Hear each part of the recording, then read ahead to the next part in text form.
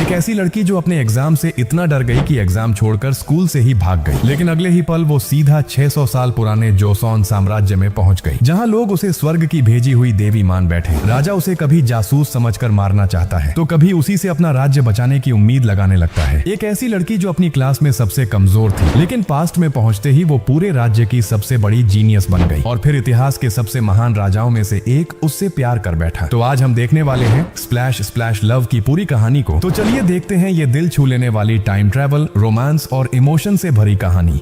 दानवी एक high school की senior student है, लेकिन पढ़ाई के मामले में उसका बिल्कुल भी मन नहीं लगता। उसका सबसे कमजोर सब्जेक्ट मैथ्स है और वो अक्सर क्लास में ही सो जाती है। एक दिन टीचर उसे बोर्ड पर सवाल हल करने के लिए बुलाते हैं, लेकिन हमेशा की तरह उसे कुछ भी समझ नहीं आता कि शुरुआत कहाँ से करे। टीचर गुस्से में पूरी क्लास के सामने उसे डांट देते हैं। आखिर अगले ही दिन कॉलेज एंट्रेंस एग्जाम जो होने वाला है। हालांकि दानवी को पढ़ाई बिल्कुल पसंद नहीं, लेकिन उसे म्यूजिक से बहुत प्यार है। किसी भी गाने की बस कुछ सेकंड की धुन सुनकर वो तुरंत बता सकती है कि उसे कौन सा सिंगर गा रहा है। ये देखकर उसकी माँ कहती है, अगर यही टैलेंट तुम मैथ्स में लगाती तो अब तक जीनियस बन चुकी होती। इतना कहकर उसकी माँ टीवी पर अपना पसंदीदा हिस्टोरिकल ड्रामा लगा देती है, जिससे दानवी और भी चिढ़ जाती है। माँ की रोज रोज की डांट से परेशान होकर वो अपनी बेस्ट फ्रेंड के साथ कुछ खाने के लिए बाहर निकल जाती है ताकि थोड़ा रिलैक्स कर सके। लेकिन उसकी फ्रेंड भी बहुत टेंशन में होती है। उसे डर था कि अगर कल का एग्जाम खराब हो गया तो उसकी पूरी जिंदगी बर्बाद हो जाएगी। दानवी को समझ ही नहीं आता कि आखिर एक ही एग्जाम किसी इंसान की पूरी जिंदगी कैसे तय कर सकता है। फिर भी वो मन ही मन बस यही दुआ करती है कि काश वो कहीं गायब हो जाए। अगली सुबह दानवी की आंख देर से खुलती है और वो जल्दी जल्दी घर से निकलने लगती है। उसकी माँ उसके बैग में नाश्ता रखने की कोशिश करती है, लेकिन देखती है कि बैग पहले से ही तरह तरह के स्नैक्स से भरा हुआ है। दानवी हंसते हुए कहती है, ये मेरा सीक्रेट स्ट्रेस रिलीफ है। उसकी माँ फिर भी जबरदस्ती नाश्ता बैग में रख देती है और बार बार कहती रहती है, चलो तुम कर लोगी, बस अपना बेस्ट देना। लेकिन सच कहें तो ये बातें दानवी का हौसला बढ़ाने की जगह उसे और ज्यादा टेंशन दे देती हैं। रास्ते भर वो आखिरी मिनट तक पढ़ाई दोहराती रहती है और आखिरकार एग्जाम सेंटर पहुंच जाती है। मुसीबत यहीं खत्म नहीं होती। वो अपनी छतरी बस में ही भूल आती है और तेज बारिश में भीगते हुए स्कूल की तरफ दौड़ने लगती है। जैसे ही वो स्कूल के गेट के पास पहुंचती है, अचानक उसे जबरदस्त घबराहट होने लगती है। उसके दिमाग में बस एक ही सवाल घूम रहा था, अगर मैं फेल हो गई तो। डर इतना बढ़ जाता है कि वो एग्जाम देने की बजाय वहां से भाग जाती है और पास के एक पार्क में जाकर छिप जाती है। थोड़ी देर बाद उसकी फ्रेंड का मैसेज आता है, तुम अभी तक एग्जाम देने क्यों नहीं आई? लेकिन दानवी कोई जवाब नहीं देती। वो बस आंखें बंद करके धीरे से दुआ करती है, प्लीज बस इस एक बार मुझे कहीं गायब कर दो। तभी दूर से अचानक ढोल की एक गहरी आवाज सुनाई देती है। उस आवाज का पीछा करते करते वो एक छोटे से पानी के गड्ढे तक पहुंचती है। जैसे ही वो अपना पैर उसमें रखती है, उसे एहसास होता है कि उस गड्ढे का कोई तल ही नहीं है। अगले ही पल उसकी आंखों के सामने ऐसा नजारा आता है जिस पर यकीन करना मुश्किल था। पुराने जमाने के कपड़े पहने हुए बहुत सारे लोग एक जगह इकट्ठा थे और किसी बड़े सेरेमोनी जैसी रस्म कर रहे थे। कहा जा रहा था कि इस राज्य में पिछले 3 सालों से बारिश नहीं हुई थी और पूरा देश बर्बादी के कगार पर पहुंच चुका था। जब सबको लगने लगा कि बारिश की ये रस्म भी नाकाम हो गई, तभी अचानक आसमान में काले बादल छा गए। ये देखकर हाई प्रीस्ट खुशी से चिल्लाया, स्वर्ग ने हमारी प्रार्थना सुन ली, अब जोसोन पर आखिरकार बारिश होगी। उधर दानवी बिना कुछ सोचे समझे उस गड्ढे में कूद जाती है, लेकिन मरने की बजाय वो एक बहुत बड़े पानी के घड़े से बाहर निकलती है और चमत्कारी तरीके से दूसरी दुनिया में पहुंच जाती है। चारों तरफ देखकर वो हैरानी से पूछती है, क्या यहाँ किसी हिस्टोरिकल ड्रामा की शूटिंग चल रही है? उसकी अजीब हरकत देखकर राजा चौंक जाता है और चिल्लाता है, तू इंसान है या कोई राक्षस? घबराकर दानवी तुरंत बोल पड़ती है, मैं तो बस एक हाई स्कूल की सीनियर स्टूडेंट हूँ। लेकिन राजा उसकी बात गलत सुन लेता है और उसे किसी पुरुष हत्यारे का साथी समझ बैठता है। वो तुरंत अपने सैनिकों को तलवारें निकालने और उसे चारों तरफ से घेर लेने का आदेश दे देता है। जब एक तलवार उसके हाथ पर हल्का सा कट लगा देती है, तब दानवी को यकीन हो जाता है, ये सपना नहीं है, मैं सच में टाइम ट्रैवल करके यहाँ आ गई हूँ। तभी हाई प्रीस्ट दौड़ता हुआ आता है और जोर से चिल्लाता है, रुको, ये स्वर्ग की भेजी हुई देवी है जो इस सूखे का अंत करने आई है। ये सुनते ही दानवी को पिछली रात देखा हुआ हिस्टोरिकल ड्रामा याद आ जाता है। वो तुरंत मौका देखकर दोनों हाथ ऊपर उठाती है और जोर से कहती है, बारिश होने दो। उसकी बात सुनते ही वहाँ मौजूद सभी लोग घुटनों के बल बैठ जाते हैं और उसके शब्द दोहराने लगते हैं। लेकिन जैसे ही सब लोग दोबारा सिर उठाकर देखते हैं, दानवी वहाँ से चुपचाप भाग चुकी होती है। वो जल्दी से एक मंत्री के कपड़े पहनकर अपना भेष बदल लेती है, लेकिन किस्मत ऐसी होती है कि भेष बदलने के बाद भी वो सीधे राजदरबार की सुबह वाली सभा में पहुंच जाती है। राजा सबके सामने ऐलान करता है कि अब वो अंधविश्वास के भरोसे नहीं बैठेगा। इस संकट से अपने देश को बचाने के लिए वो साइंस और मैथ्स का सहारा लेगा। ये सुनते ही एक मंत्री तुरंत विरोध करने लगता है। उसका कहना था कि ऐसा करना भगवान का अपमान है और इससे पूरे राज्य पर और भी बड़ी मुसीबत आ जाएगी। वो कहता है कि ये सूखा स्वर्ग की सजा है और इसे खत्म करने का सिर्फ एक ही तरीका है, राजा और रानी को अपना विवाह पूरी तरह स्वीकार करना होगा। लेकिन असली सच्चाई कुछ और थी। वो मंत्री दरअसल रानी का पिता था और चुपके चुपके खुद सत्ता हथियाने की साजिश रच रहा था। उधर जब सबकी नजरें राजा और मंत्री पर थीं, तभी दानवी चुपचाप सभा से निकलकर अपना मोबाइल ढूंढने चली जाती है। लेकिन बदकिस्मती से वो फिर से पकड़ी जाती है। राजा के आने का इंतजार करते हुए दानवी सोचती है कि शायद अगर यहाँ बारिश हो जाए तो वो अपने समय में वापस लौट सके। लेकिन राजा बताता है कि इस राज्य में पिछले 3 सालों से एक बूंद भी बारिश नहीं हुई। ये सुनकर दानवी के होश उड़ जाते हैं। तभी अचानक एक तलवार उसकी गर्दन पर आ टिकती है। राजा उसके अजीब कपड़ों को ध्यान से देखता है और फैसला करता है कि वो किसी दुश्मन राज्य की जासूस है, इसलिए वो तुरंत उसे मौत की सजा देने का आदेश दे देता है। घबराकर दानवी जोर से चिल्लाती है, मैं भविष्य से आई एक स्टूडेंट हूँ, मैं गलती से यहाँ आ गई हूँ। वो इतिहास की बातें बताकर खुद को सही साबित करने की कोशिश करती है, लेकिन कोई भी उसकी बात पर यकीन नहीं करता। आखिर में मजबूर होकर वो बोल देती है, मैं एक मैथमेटिशियन हूँ। ये सुनकर राजा की दिलचस्पी बढ़ जाती है। वो दानवी को पाइथागोरस थ्योरम का एक सवाल देता है और कहता है कि इसे हल करने के लिए उसके पास 2 दिन का समय है। शुरुआत में दानवी पुराने जमाने की लिखावट देखकर पूरी तरह उलझ जाती है। उसे कुछ भी समझ नहीं आता, लेकिन जैसे ही उसे एहसास होता है कि ये तो पाइथागोरस थ्योरम का सवाल है, वो सिर्फ 5 सेकंड में उसका जवाब निकाल देती है। राजा हैरान रह जाता है। आखिर उसके राज्य के 6 सबसे बड़े विद्वान भी इस सवाल को हल नहीं कर पाए थे। राजा वादा करता है कि अगर दानवी उसे मैथ्स सिखाएगी तो वो उसे आजाद कर देगा। इतना ही नहीं, इनाम में एक सोने की ईंट देने का भी वादा करता है। ये सुनकर दानवी वहीं की वहीं जम जाती है। उसे यकीन ही नहीं होता कि आखिर उसके साथ हो क्या रहा है। बस 2 घंटे पहले तक वो अपनी क्लास की सबसे कमजोर स्टूडेंट थी और अब वो पूरे जोसॉन की सबसे होशियार इंसान बन चुकी थी। सच ही कहते हैं, ज्ञान इंसान की किस्मत बदल सकता है। उस दिन के बाद दानवी राजा के निजी सेवक का भेष बनाकर उसे मैथ्स पढ़ाने लगती है। उसे सबसे ज्यादा हैरानी तब होती है जब उसे पता चलता है कि राजा को अरबी अंक तक नहीं आते, इसलिए वो उसे बिल्कुल शुरुआत से पढ़ाना शुरू करती है। पहले गिनती, फिर जोड़ घटाना और उसके बाद गुणा। राजा चाहे बगीचे में टहल रहा हो या राज दरबार की मीटिंग में बैठा हो, हर जगह पूरे जोश के साथ मैथ्स सीखता रहता है। लेकिन दानवी की जिंदगी बिल्कुल आसान नहीं थी। उसे रोज बहुत कम नींद मिलती, सुबह सुबह उठकर पढ़ाना पड़ता और कई बार तो आराम से खाना खाने का भी वक्त नहीं मिलता था। कुछ ही दिनों बाद दोनों के बीच एक मजेदार मैथ्स मुकाबला होने वाला था। पीछे म्यूजिक तेज होने लगता है और माहौल में जबरदस्त तनाव भर जाता है। आखिरकार राजा एक सवाल का गलत जवाब दे देता है। दानवी बिना एक पल गंवाए उसकी पेशानी पर हल्की सी चपत मार देती है। ये देखकर महल के सैनिक दौड़ते हुए अंदर आते हैं। उन्हें लगा कि इस बदतमीज लड़की ने राजा पर हाथ उठा दिया है, इसलिए वो उसे मारने ही वाले थे, लेकिन राजा खुद उन्हें रोक देता है। अब उसके अंदर जीतने का जबरदस्त जुनून जाग चुका था। अगले राउंड में राजा दानवी की एक गलती पकड़ लेता है। वो हंसते हुए मजाक में कहता है, जिस हाथ से तुमने मुझे मारा था उसी हाथ को कटवा दूंगा। तभी अचानक रानी वहाँ आ जाती है। दोनों जल्दी जल्दी सारे मैथ्स के कागज छिपा देते हैं और ऐसा दिखाने लगते हैं जैसे वो म्यूजिक की प्रैक्टिस कर रहे हों। दोपहर के खाने के समय राजा देखता है कि दानवी कई घंटों से भूखी है। वो उसे अपने साथ खाना खाने का न्योता देता है, लेकिन दानवी को महल का खाना बिल्कुल फीका लगता है। इसलिए वो राजा को रसोई में ले जाती है और अपने बैग में रखे सामान से मसालेदार राइस केक बनाती है। शुरुआत में राजा आम लोगों के खाने को बहुत छोटा समझता है, लेकिन जैसे ही वो पहला निवाला खाता है उसकी आंखें हैरानी से बड़ी हो जाती हैं। दानवी को लगा कि शायद राजा इतनी तीखी चीज नहीं खा पाएगा, इसलिए वो तुरंत उसे पानी का गिलास पकड़ा देती है। लेकिन राजा अपनी शान में कहता है, ये बिल्कुल भी तीखा नहीं है, बस थोड़ा गर्म है। मगर अगले ही दिन उसका पेट बुरी तरह खराब हो जाता है। उसे पूरा यकीन हो जाता है कि किसी ने उस पर काला जादू कर दिया है। दानवी हंसते हुए समझाती है कि ये कोई जादू नहीं, सिर्फ बदहजमी है। राजा के चेहरे पर उलझन देखकर वो उसे इंसानी शरीर के बारे में समझाना शुरू करती है। वो बताती है कि आंतें क्या होती हैं, पेट कैसे काम करता है और यहाँ तक कि दिल कैसे धड़कता है। दानवी राजा से कहती है, अपना हाथ अपने सीने पर रखो और अपने दिल की धड़कन महसूस करो। लेकिन राजा सिर हिलाकर कहता है, मुझे तो कुछ भी महसूस नहीं हो रहा। दानवी मुस्कुराते हुए कहती है, जब तुम्हें अपने सच्चे प्यार से मुलाकात होगी तब तुम्हें इसकी धड़कन खुद महसूस होगी। दानवी की इतनी ज्यादा जानकारी देखकर राजा बहुत प्रभावित हो जाता है। वो कहता है, तुम मेरे जितना सोचता था उससे भी कहीं ज्यादा काम की निकली। इसके बाद वो दानवी को शाही अस्पताल ले जाता है और वहाँ के राजवैद्यों से कहता है कि वो उन्हें इंसानी शरीर और उसके काम करने का तरीका समझाए। सिर्फ इतना ही नहीं, दानवी राजा को खेती बाड़ी के नए तरीके भी सिखाती है। उसकी सलाह की वजह से जोसॉन में धीरे धीरे मेडिकल और खेती दोनों में काफी सुधार होने लगता है। राजा इतना खुश होता है कि वो सबको इनाम में एक एक कीमती संतरा देता है। वो एक संतरा उठाकर दानवी को भी दे देता है, लेकिन राजा की आंखें फटी की फटी रह जाती हैं, क्योंकि दानवी उसी वक्त संतरा छील कर खाने लगती है। राजा गुस्से में उसे डांटते हुए कहता है, तुम्हें मेरे तोहफे की कोई कदर ही नहीं है। इतना कीमती फल कम से कम 3 दिन तक संभाल कर रखा जाता है। दानवी हंसते हुए जवाब देती है, अरे ये तो बस एक संतरा है, इसे लेकर इतना सीरियस मत बनो। सज्जा के तौर पर राजा उसे महल के आंगन में ले जाता है और बिना रुके गेंद उठाने का काम दे देता है। दानवी बड़बड़ाते हुए कहती है, रात के समय बॉल गेम, ये भी कोई सजा है? राजा नाराज होकर कहता है, इतना कीमती संतरा था और तुमने मुझे उसका एक टुकड़ा तक नहीं चखने दिया। दानवी उसे कंजूस कहकर चिढ़ाती है और जीभ निकालकर उसकी तरफ मुंह बनाती है। इसके बाद दोनों हंसते हंसते साथ में खेलने लगते हैं। शायद अपनी पूरी जिंदगी में पहली बार राजा खुद को इतना हल्का और सच में खुश महसूस करता है। उस रात राजा दानवी से कहता है कि वो उसे उसके कमरे तक छोड़ देगा, लेकिन खुद वापस जाकर अपने कमरे में बड़े ध्यान से तैयार होने लगता है। उधर इंतजार करते हुए दानवी एक संतरे पर मुस्कुराता हुआ चेहरा बना देती है। तभी अचानक राजा की दिल की धड़कन तेज होने लगती है। उसे दानवी की कही हुई बात याद आती है। वो सोच बैठता है कि शायद उसे दानवी से प्यार हो गया है। इसी उलझन की वजह से वो उससे मिलने की हिम्मत नहीं जुटा पाता, इसलिए खुद जाने की बजाय एक दरबारी संगीतकार को भेज देता है ताकि वो दानवी को उसके कमरे तक छोड़ आए। अगले दिन रानी राजा का प्यार पाने के लिए अपनी दासी को चुपके से राजा के खाने में एक जादुई प्रेम चूर्ण मिलाने का आदेश देती है। लेकिन पिछली रात दानवी से न मिलने की वजह से राजा पहले ही शर्मिंदा था, इसलिए वो अपना सारा खाना दानवी को दे देता है। फिर भी दानवी का मूड ठीक नहीं होता। उसे नहीं पता था कि पिछली रात राजा दूर खड़े होकर उसे देखता रहा था, लेकिन अपने दिल की बात का सामना करने की हिम्मत नहीं जुटा पाया। उधर रानी को पूरा यकीन था कि अब सब कुछ उसके प्लान के मुताबिक होगा। उस रात वो राजा के कमरे में जाती है और अपने कपड़े उतारने लगती है, लेकिन एक बार फिर राजा उसे ठुकरा देता है। इतना ही नहीं, वो खुद उसके कपड़े वापस पहनने में उसकी मदद भी करता है। उसी वक्त नशे जैसी हालत में दानवी लड़खड़ाते हुए वहां पहुंचती है और सीधे राजा की बाहों में गिर जाती है। ये नजारा देखकर रानी गलत समझ बैठती है। उसे लगता है कि राजा लड़कियों में नहीं बल्कि लड़कों में दिलचस्पी रखता है। गुस्से से भरी रानी वहां से चली जाती है। कुछ ही देर बाद प्रेम चूर्ण अपना असर दिखाने लगता है। दानवी बिना झिझक राजा से अपने दिल की बात कह देती है। राजा भी अब अपनी भावनाओं को रोक नहीं पाता। वो धीरे धीरे दानवी के करीब आता है और उसे किस करने ही वाला होता है, लेकिन आखिरी पल पर खुद को रोक लेता है और धीरे से कहता है, लगता है मैं सच में पागल हो गया हूँ। जब अगली सुबह दानवी की आंख खुलती है तो वो खुद को राजा की बाहों में देखकर बुरी तरह चौंक जाती है, लेकिन राजा उसे कोई सजा नहीं देता, बल्कि एक बार फिर उसे उसके कमरे तक छोड़ने की पेशकश करता है। रास्ते में वो दानवी से कहता है, अगर तुम शाही दरबार में काम करने के लिए तैयार हो जाओ तो मैं तुम्हें बहुत ऊंचा पद दूंगा और एक शाही घोड़ा भी। लेकिन दानवी मुस्कुराकर मना कर देती है। वो कहती है, जैसे ही यहाँ बारिश होगी मैं अपने समय में वापस चली जाऊंगी। राजा मुस्कुराकर उसका शुक्रिया अदा करता है। वो कहता है, तुम्हारी वजह से अब मैं सुकून की सांस ले पा रहा हूँ, इसलिए आज से मुझे राजा मत समझना, हम दोनों बराबर हैं दोस्त। ये सुनकर दानवी खुशी खुशी मुस्कुराते चेहरे वाला वो संतरा उसे अपने नए दोस्त के लिए तोहफे में दे देती है। लेकिन अगले ही दिन सब कुछ बदल जाता है। कुछ मंत्री दानवी पर रानी का अपमान करने का आरोप लगा देते हैं और उसे कड़ी सजा देने की तैयारी शुरू कर देते हैं। तभी राजा बीच में आकर उन्हें रोकता है। वो सबको समझाता है कि ये युवा विद्वान ऐसी अनमोल जानकारी रखती है जो पूरे राज्य का भविष्य बदल सकती है। जब कोई फैसला नहीं हो पाता तो मंत्री एक शर्त रखते हैं, अगर दानवी 2 हफ्तों के अंदर ऐसा यंत्र बना दे जो सूरज की मदद के बिना समय बता सके तो उसे माफ कर दिया जाएगा। मीटिंग खत्म होने के बाद राजा का सबसे भरोसेमंद मंत्री भी उसे सलाह देता है कि दानवी का साथ छोड़ देना ही बेहतर होगा। उसका कहना था कि ऐसा यंत्र बनाना नामुमकिन है, लेकिन उन्हें पता नहीं था कि दानवी उनकी सारी बातें सुन चुकी थी। ये सुनकर उसका दिल टूट जाता है और वो चुपचाप वहाँ से चली जाती है। अपनी जान बचाने के लिए दानवी राज दरबार के संगीतकार से मदद मांगती है। वो उसके साथ मिलकर पानी से चलने वाली घड़ी बनाने की कोशिश शुरू करती है। दिन रात मेहनत करते हुए वो लगातार पढ़ाई, हिसाब और नए नए प्रयोग करती रहती है। उधर दानवी के बिना राजा खुद को बेहद अकेला महसूस करने लगता है। वो बार बार मुस्कुराते चेहरे वाला वही संतरा देखता रहता है। आखिरकार वो अपनी तड़प रोक नहीं पाता और खुद उससे मिलने चला जाता है। तभी एक फ्लैशबैक दिखाया जाता है जिसमें राजा पूरे भरोसे के साथ मंत्री से कहता है, मुझे दानवी पर पूरा विश्वास है, वो ये कर सकती है। कुछ देर बाद दानवी की आंख खुलती है। वो देखती है कि उसके कागज पर किसी ने मुस्कुराता हुआ चेहरा बना दिया है। वो तुरंत समझ जाती है कि ये राजा का उसे हिम्मत देने का तरीका है। बस फिर क्या था, वो दोबारा पूरे जोश के साथ अपने काम में लग जाती है। काफी मेहनत के बाद आखिरकार उसकी सारी गणनाएं पूरी हो जाती हैं। लेकिन तभी अचानक आसमान से तेज बारिश शुरू हो जाती है। दानवी दरवाजे के सामने बने पानी के गड्ढे को ध्यान से देखती है और इस बार उसे यकीन हो जाता है कि ये सच में उसके अपने समय में वापस जाने का रास्ता है। लेकिन हैरानी की बात ये थी कि खुश होने की बजाय उसका दिल वहाँ से जाने का बिल्कुल नहीं कर रहा था। उधर राजा को भी दानवी की कही हुई बात याद आ जाती है, जैसे ही बारिश होगी मैं अपने समय में वापस चली जाऊंगी। ये याद आते ही राजा सारे शाही नियम भूलकर तेज बारिश में उसकी तरफ दौड़ पड़ता है। जब वो वहाँ पहुँचता है तो देखता है कि दानवी पानी वाली घड़ी के सामने खड़ी रो रही है। उसे लगता है कि शायद उसका बनाया हुआ यंत्र कामयाब नहीं हुआ। राजा धीरे से उसका हाथ पकड़कर अपने दिल पर रख देता है और कहता है, मैंने तुम्हें भूलने की बहुत कोशिश की लेकिन मैं भी हार गया। इसके बाद वो दानवी को अपने सीने से लगा लेता है। उसे सबसे ज्यादा खुशी इस बात की थी कि दानवी अभी तक उसे छोड़कर नहीं गई थी। थोड़ी देर बाद राजा गंभीर होकर कहता है, अब तुम्हें तुरंत नाव लेकर यहाँ से निकल जाना चाहिए। लेकिन दानवी साफ मना कर देती है। वो कहती है, मैं पूरी जिंदगी हर मुश्किल से भागती रही हूँ, लेकिन इस बार नहीं, इस बार मैं आखिर तक डटी रहूंगी। उसी वक्त राज दरबार का संगीतकार वहाँ पहुँच जाता है और दानवी को अपने साथ एक सुनसान जंगल में ले जाता है, लेकिन अचानक वो अपनी तलवार निकालकर उसकी गर्दन पर रख देता है। असल में वही मंत्री का भेजा हुआ जासूस था, जिसका काम इस रहस्यमयी विद्वान को मारना था, लेकिन वो ऐसा नहीं कर पाता क्योंकि उसे पूरा यकीन था कि दानवी सच में भविष्य से आई है। इतना ही नहीं, उसे शुरू से पता था कि दानवी एक लड़की है, लेकिन एक अच्छे इंसान होने की वजह से उसने ये राज कभी किसी को नहीं बताया। दानवी उसे समझाती है कि उसका किसी को धोखा देने का इरादा नहीं था, असल में ये काम सिर्फ लड़कों के लिए था, इसलिए उसके पास लड़के का भेष बनाने के अलावा कोई और रास्ता नहीं था। उधर मंत्री राजा पर दबाव डालता है कि दानवी ने जो कुछ भी सिखाया है उसे पूरी तरह खत्म कर दिया जाए। उसे डर था कि ये नया ज्ञान उसकी सत्ता के लिए खतरा बन जाएगा, लेकिन राजा उसकी बात मानने से इनकार कर देता है। वो तुरंत महल से निकलकर दानवी को ढूंढने दौड़ पड़ता है। उधर रानी को कुछ गड़बड़ होने का एहसास होता है। वो चुपके से राजा के कमरे में जाती है और वहाँ मुस्कुराते चेहरे वाला संतरा देखती है। राजा और दानवी के बीच बिताए हुए पल याद करते ही उसे अचानक समझ आ जाता है कि दानवी दरअसल एक लड़की है। उधर जंगल में कुछ हत्यारे दानवी को मारने के लिए पहुंच जाते हैं। संगीतकार उससे कहता है, तुम पहले भागो, मैं इन्हें रोकता हूँ। दानवी उसे अपनी छोटी सी यूटिलिटी नाइफ दे देती है ताकि वो अपना बचाव कर सके। उसी नाइफ की मदद से वो किसी तरह मौत के मुंह से बच निकलता है। दूसरी तरफ दानवी घबराए हुए घोड़े को संभालने की पूरी कोशिश कर रही थी। तभी अचानक उसे गंगनम स्टाइल का घोड़े वाला डांस याद आ जाता है। उसी की लय की नकल करते हुए वो किसी तरह घोड़े को शांत कर लेती है। कुछ दूर जाकर रास्ता दो हिस्सों में बंट जाता है। दानवी समझ नहीं पाती कि किस तरफ जाए। तभी उसे राजा की कही हुई बात याद आती है। जोसोन में समय का अंदाजा सूरज से लगाया जाता है। वो तुरंत अपना मोबाइल निकालती है, कंपास और सूरज की दिशा की मदद से सही रास्ता पहचान लेती है और आखिरकार समुद्र की तरफ बढ़ने लगती है। उधर रानी को पता चलता है कि संगीतकार दानवी के साथ भाग गया है। वो बिना समय गंवाए खुद पैदल ही उन्हें ढूंढने निकल पड़ती है। तेज चलने के लिए वो अपना भारी सिर का मुकुट उतारकर फेंक देती है। लंबा सफर तय करते करते उसके पैरों से खून तक निकलने लगता है, लेकिन जैसे ही वो संगीतकार को सुरक्षित देखती है तभी जाकर राहत की सांस लेती है। तब पता चलता है कि रानी और वो संगीतकार बचपन के दोस्त थे। रानी ने अपनी मर्जी से राजा से शादी नहीं की थी, उसके पिता ने जबरदस्ती उससे राजा से शादी करवाई थी। अब आखिरकार रानी अपने दिल की सच्ची भावनाओं का सामना करती है। उधर समुद्र किनारे दानवी डूबते हुए सूरज का खूबसूरत नजारा देख रही होती है। तभी राजा घोड़े पर सवार होकर वहाँ पहुँच जाता है। वो दानवी को अपने करीब खींचता है और उसे गहराई से किस करता है, फिर उसे कसकर अपनी बाहों में भर लेता है। उस रात दानवी राजा को बताती है कि वो भविष्य से यहाँ कैसे आई थी। अपनी बात साबित करने के लिए वो उसे अपने मोबाइल में रखा तारों का नक्शा दिखाती है, लेकिन तभी मोबाइल की बैटरी पूरी तरह खत्म हो जाती है। दोनों आसमान में फैले अनगिनत तारों को देखते हैं। दानवी उदास होकर कहती है, भविष्य में तो इतने तारे दिखाई ही नहीं देते। राजा मुस्कुराकर कहता है, अगर तुम रुककर ध्यान से देखो तो सारे तारे आज भी वही हैं, वो कभी कहीं नहीं गए। कुछ देर की खामोशी के बाद राजा दानवी की हथेली पर लव लिख देता है। जवाब में दानवी उसे लव लिखा हुआ एक चॉकलेट देती है। राजा कहता है, मैं एक नई और आसान लिखाई बनाना चाहता हूँ, जिसे सिर्फ अमीर या बड़े लोग ही नहीं बल्कि आम लोग भी आसानी से सीख सकें। ये सुनते ही दानवी को अचानक कुछ याद आता है। वो अपनी जेब से एक नोट निकालती है। जैसे ही वो नोट पर छपी तस्वीर देखती है, उसकी आंखें चमक उठती हैं, क्योंकि उस पर छपी तस्वीर राजा की ही थी। खुशी से वो तुरंत बोल पड़ती है, तुम जरूर कामयाब होगे। लेकिन अगले ही पल वो सोच में पड़ जाती है, क्या मुझे इनका ऑटोग्राफ मांग लेना चाहिए? उधर राजा चॉकलेट का एक टुकड़ा खाता है और उसके स्वाद की जमकर तारीफ करता है। दानवी उसे अपने और स्नैक्स देना चाहती थी, लेकिन तभी उसे याद आता है कि ये सारे स्नैक्स उसकी माँ ने उसके बैग में रखे थे। माँ की याद आते ही उसकी आंखें भर आती हैं। राजा तुरंत पूछता है, क्या हुआ? दानवी धीरे से कहती है, ये मेरे बचपन के सबसे पसंदीदा स्नैक्स थे। राजा खुद को इसका जिम्मेदार समझने लगता है। वो अजीब से अंदाज में दानवी को किस कर देता है, जैसे वो अपनी मिठास उसके साथ बांटना चाहता हो। अगली सुबह दानवी नदी किनारे मुंह धो रही होती है। तभी उसकी नजर पानी में जमी हुई काई पर पड़ती है। उसे तुरंत समझ आ जाता है कि इसी काई की वजह से पानी का बहाव धीमा हो गया था और इसी कारण उसकी पानी वाली घड़ी सही तरह काम नहीं कर पाई थी। वो भागते हुए महल लौटती है, अपने डिजाइन में बदलाव करती है और आखिरकार पानी वाली घड़ी को पूरी तरह सफल बना देती है। राजा तुरंत एक इमरजेंसी मीटिंग बुलाता है। वो ऐलान करता है कि दानवी को माफ किया जाता है और उसे शाही दरबार में एक आधिकारिक पद भी दिया जाएगा। लेकिन मंत्री गुस्से से आग बबूला हो जाते हैं। उनका कहना था कि दानवी को या तो राज्य से निकाल देना चाहिए या फिर उसे मौत की सजा दे देनी चाहिए, लेकिन राजा अपना फैसला बदलने से साफ इनकार कर देता है। इतना ही नहीं, वो छिपकर दानवी से मैथ्स और भूगोल भी सीखता रहता है। उधर उसी दिन दानवी शाही रसोई में जाती है। वहाँ वो देखती है कि रानी चुपके से एक कोने में खाना खा रही है। असल में रानी के पिता उसे ज्यादा खाने से रोकते थे। उन्हें डर था कि अगर रानी का वजन बढ़ गया तो राजा उसे पसंद करना बंद कर देगा। ये सुनकर दानवी को उस पर तरस आ जाता है। वो रानी के लिए इंस्टेंट नूडल्स बनाती है और उसके साथ बैठकर खाने लगती है। रानी जैसे ही पहला निवाला खाती है, उसे उसका तीखा और शानदार स्वाद इतना पसंद आता है कि वो तुरंत उसकी दीवानी हो जाती है। धीरे धीरे रानी भी दानवी पर भरोसा करने लगती है, यहाँ तक तक कि वो अपने बनाए हुए ड्रेस के डिजाइन भी उसे दिखाती है। रानी कहती है, मैं इसे तारों की रोशनी जैसा रंग देना चाहती हूँ, लेकिन समझ नहीं आ रहा कैसे करूँ। ये सुनते ही दानवी के दिमाग में एक शानदार आइडिया आता है। वो डिजाइन में थोड़ा बदलाव करती है और उसे रात के आसमान की तरफ उठाकर दिखाती है। अचानक ऐसा लगता है जैसे वो ड्रेस तारों की तरह चमकने लगी हो। रानी उस अनोखे डिजाइन को देखकर बेहद खुश हो जाती है। वो क्वीन डाउजर से दानवी को इनाम देने की भी सिफारिश करती है। उधर दानवी पहली बार इस पुराने जमाने में अच्छे से नहाती है। फिर उसे एक बेहद खूबसूरत ड्रेस पहनाई जाती है, लेकिन उसे बिल्कुल समझ नहीं आता कि आखिर हो क्या रहा है। तभी एक दासी उसे बताती है, आज रात तुम्हें राजा के साथ रहना होगा। असल में क्वीन डाउजर ने दानवी को आधिकारिक तौर पर राजा की उपपत्नी घोषित कर दिया था। ये सुनते ही दानवी बुरी तरह घबरा जाती है। वो भागकर महल के एक सुनसान हिस्से में जाकर छिप जाती है, लेकिन कुछ ही देर में राजा उसे ढूंढ लेता है। वो उसका हाथ पकड़कर उसे अपने कमरे में ले जाता है। दानवी छूटने की कोशिश करते हुए रोने लगती है और कहती है, तुमने कहा था कि हम सिर्फ दोस्त हैं और मेरी उम्र सिर्फ 19 साल है। राजा हंसते हुए कहता है, अगर तुम सच में 19 साल की हो तो हमारे जमाने में अब तक तुम्हारे 3 बच्चे हो चुके होते। फिर वो दानवी के करीब आकर धीरे से कहता है, मुझे शुरू से पता था कि तुम एक लड़की हो। असल में जिस दिन वो दानवी को उसके कमरे तक छोड़ने गया था, उसी दिन उसने एक लड़के को उसे नूना कहकर बुलाते हुए सुन लिया था, लेकिन उसने ये बात कभी जाहिर नहीं की क्योंकि वो दानवी के और करीब रहना चाहता था। फिर भी दानवी उससे थोड़ा दूर ही रहती है। तब राजा उसे प्यार से समझाता है, घबराओ मत, मैं तुम्हें कोई नुकसान नहीं पहुंचाने वाला। फिर वो बताता है कि उसकी माँ बहुत जिद्दी है, इसलिए फिलहाल यहीं छिपकर रहना दानवी के लिए सबसे सुरक्षित रहेगा। जाने से पहले राजा खुद को रोक नहीं पाता और मुस्कुराकर कहता है, आज तुम बहुत खूबसूरत लग रही हो। उस रात दोनों में से किसी की भी आंखों में नींद नहीं आती। अंधेरे में राजा धीरे से कहता है, अगली बार जब बारिश हो तो मत जाना। वो मान लेता है कि शुरुआत में उसने दानवी से सिर्फ इसलिए मदद मांगी थी ताकि वो अपना राज्य अच्छे से चला सके और अपने सपने पूरे कर सके, लेकिन अब इन सब बातों का उसके लिए कोई मतलब नहीं रहा। अब वो बस इतना चाहता है कि दानवी हमेशा उसके साथ रहे। ये सुनकर दानवी का दिल पूरी तरह उलझ जाता है। उसे समझ ही नहीं आता कि आखिर उसे क्या करना चाहिए। अगले दिन राज दरबार का संगीतकार दानवी से पूछता है, क्या तुम सच में वापस जाना चाहती हो? दानवी कहती है, मुझे डर है कि कहीं मैं इतिहास बदल ना दूं, लेकिन दूसरी तरफ मुझे अपनी माँ और अपनी सबसे अच्छी दोस्त की भी बहुत याद आती है। अब तो मुझे खुद भी समझ नहीं आ रहा कि मेरा दिल आखिर चाहता क्या है। इतना कहकर वो अकेली एक कोने में बैठ जाती है और गहरी सोच में डूब जाती है। कुछ देर बाद रानी वहाँ आती है और कहती है, कोई तुमसे मिलना चाहता है। जब दानवी वहाँ पहुँचती है तो सामने क्वीन डाउजर खड़ी होती है। उन्हें देखते ही दानवी की आंखों में आंसू आ जाते हैं क्योंकि क्वीन डाउजर बिल्कुल उसकी असली माँ जैसी दिखती थी। दानवी की हालत देखकर क्वीन डाउजर प्यार से उसका हाथ पकड़ती है और उसे दिलासा देने लगती है। उस रात दानवी राजा के नए खगोलीय यंत्र को देखने जाती है। ये वही यंत्र था जिसे बनाने में उसने खुद राजा की मदद की थी। ये तारीख और महीनों का सही हिसाब रख सकता था। इसके बाद राजा उसे अपने स्टडी रूम में ले जाता है। वहाँ वो उसे अपनी एक और सबसे बड़ी खोज दिखाता है, एक बिल्कुल नई लिखाई जिसमें कुल 28 अक्षर थे। राजा कहता है, मैं चाहता हूँ कि पढ़ना लिखना हर इंसान के लिए आसान हो जाए, चाहे वो कोई भी हो। अगर सीखना चाहे तो सीख सके। ये देखकर दानवी पूरी तरह हैरान रह जाती है क्योंकि वो इतिहास बनते हुए अपनी आंखों से देख रही थी। तभी राजा एक हेयर पिन निकालता है और बड़े प्यार से उसे दानवी के बालों में लगा देता है। ये उनके विवाह का प्रतीक था। फिर वो दानवी से कहता है, मेरे साथ यहीं रह जाओ और मुझे छोड़कर कभी मत जाना। दानवी की आंखों से आंसू बहने लगते हैं। वो धीरे से कहती है, मैं वापस जाना चाहती हूँ, मेरी माँ अभी भी मेरा इंतजार कर रही होगी। राजा प्यार से जवाब देता है, तो पहले उनसे मिल आओ, फिर वापस आ जाना, या फिर हम तीनों यहीं साथ रह लेंगे। लेकिन दानवी धीरे से सिर हिला देती है। फिर वो अपने बालों से हेयर पिन निकालकर राजा को वापस दे देती है। ये देखकर राजा का सब्र टूट जाता है। वो बस इतना कहता है, जो तुम्हारा दिल कहे वही करना। इतना कहकर वो टूटे हुए दिल के साथ वहाँ से चला जाता है और दानवी अकेली खड़ी रह जाती है। तभी अचानक एक हत्यारा पीछे से आकर उसके सिर पर वार कर देता है और उसके पेट में छुरा घोंप देता है। इतना ही नहीं, पूरा स्टडी रूम देखते ही देखते आग की लपटों में घिर जाता है। आधी बेहोशी की हालत में भी दानवी उस हेयर पिन को अपनी मुट्ठी में कसकर पकड़े रहती है। उधर जैसे ही रानी को अपने पिता की साजिश का पता चलता है, वो सबकी बातों को नजरअंदाज करके राजा को चेतावनी देने दौड़ पड़ती है। राजा अपनी जान की परवाह किए बिना जलते हुए कमरे के अंदर घुस जाता है। उसी पल उसे एहसास होता है कि अगर दानवी उसके साथ रही तो उसकी जिंदगी हमेशा खतरे में रहेगी। अगले दिन राजा गुस्से में संगीतकार को डांटता है। वो कहता है, कल रात वो हत्यारा आखिर गायब कैसे हो गया? तभी अचानक राजा मंत्री का हाथ पकड़ लेता है और जोर से कहता है, क्या किसी ने तुम्हें ये नहीं बताया कि छुरा चलाने के बाद हाथ अच्छी तरह साफ किए जाते हैं? फिर वो दानवी की तरफ मुड़कर पूछता है, कल रात तुमने इसी आदमी की आवाज सुनी थी, है ना? दानवी चुपचाप सिर हिलाकर हाँ कह देती है। असल में दानवी के बैग में रखी हिस्ट्री की किताब ने छुरे का घातक वार रोक लिया था और हमले के दौरान उसने हत्यारे की आवाज भी साफ साफ सुन ली थी। राजा यकीन ही नहीं कर पाता कि उसका सबसे भरोसेमंद मंत्री ऐसा भी कर सकता है। मंत्री घुटनों के बल बैठ जाता है और अपनी सफाई देते हुए कहता है, अगर ये नई लिखाई पूरे देश में फैल गई तो युवा लोग अपने विचार खुद सोचेंगे, उन्हें खुलकर लिखेंगे और दूसरों तक पहुंचाएंगे। फिर अनुशासन नाम की कोई चीज नहीं बचेगी और पूरी दुनिया उलट पुलट हो जाएगी। लेकिन चाहे कोई कुछ भी कहे, राजा अपना फैसला फैसला बदलने से साफ इनकार कर देता है। वो कहता है, मैं एक अनजान भविष्य के डर से आज का अपना मिशन कभी नहीं छोड़ूंगा। राजा की ये बात सुनकर सभी मंत्री अपनी गलती समझ जाते हैं। वो एक एक करके घुटनों के बल बैठ जाते हैं और राजा से अपने लिए मौत की सजा मांगने लगते हैं। इसके बाद दानवी अपनी हिस्ट्री की किताब राजा को दे देती है। वो कहती है, आपका सपना जरूर पूरा होगा। राजा किताब देखकर हैरान रह जाता है। उसे लगा था कि आग में सब कुछ जल चुका होगा, लेकिन ये किताब अब भी सुरक्षित थी। उसी पल उसे पहली बार पूरी तरह यकीन हो जाता है कि दानवी सच में भविष्य से आई है। दानवी मुस्कुराकर पूरे देश की जनता की तरफ से राजा का धन्यवाद करती है। राजा एक लंबी सांस लेकर कहता है, मुझे नहीं लगता कि सिर्फ इससे मेरा सपना पूरा हो पाएगा। फिर वो दानवी की आंखों में देखते हुए बड़े प्यार से कहता है, मेरा असली सपना तो तुम हो, लेकिन मैं तुम्हें यहाँ दुखी नहीं देख सकता। उसी वक्त आसमान में काले बादल छा जाते हैं और तेज बारिश शुरू हो जाती है। दोनों समझ जाते हैं कि अब बिछड़ने का समय आ गया है। दानवी सबसे पहले अपने दोस्तों से विदा लेती है। इसके बाद राजा खुद उसे छोड़ने के लिए उसके साथ चलता है। वो दोनों चलते चलते उस जगह तक पहुँचते हैं जहाँ आगे सिर्फ समुद्र था। वहीं दोनों अपनी आखिरी खूबसूरत याद साथ बिताते हैं। राजा दानवी को अपनी बाहों में भर लेता है और उसे प्यार से किस करता है। फिर भारी दिल से उसे जाने देता है, लेकिन मन ही मन एक वादा करता है कि चाहे कितना भी समय क्यों ना बीत जाए, वो एक दिन उसे फिर से जरूर ढूंढ निकालेगा। कुछ ही पल बाद दानवी पार्क के उसी छोटे से पानी के गड्ढे से बाहर निकलती है। वो वापस अपने आधुनिक समय में आ चुकी थी। चारों तरफ नजर दौड़ाकर उसे एहसास होता है कि यहाँ तो सिर्फ कुछ ही सेकंड बीते थे। ये समझते ही वो भागते हुए एग्जाम हॉल पहुंच जाती है। टीचर अभी भी वहीं खड़े उसका इंतजार कर रहे थे। कॉलेज एंट्रेंस एग्जाम अभी अभी शुरू हुआ था। हिस्ट्री के पेपर का पहला सवाल पढ़ते ही दानवी ठिठक जाती है। सवाल था, राजा सेजोंग की खोजों में उनकी मदद किसने की थी। बेस सवाल का जवाब वही नाम था जो कभी राजा ने खुद दानवी को दिया था, जंग योंग सिल। तभी दानवी को पूरी तरह समझ आ जाता है कि उसके साथ जो कुछ हुआ था वो कोई सपना नहीं था,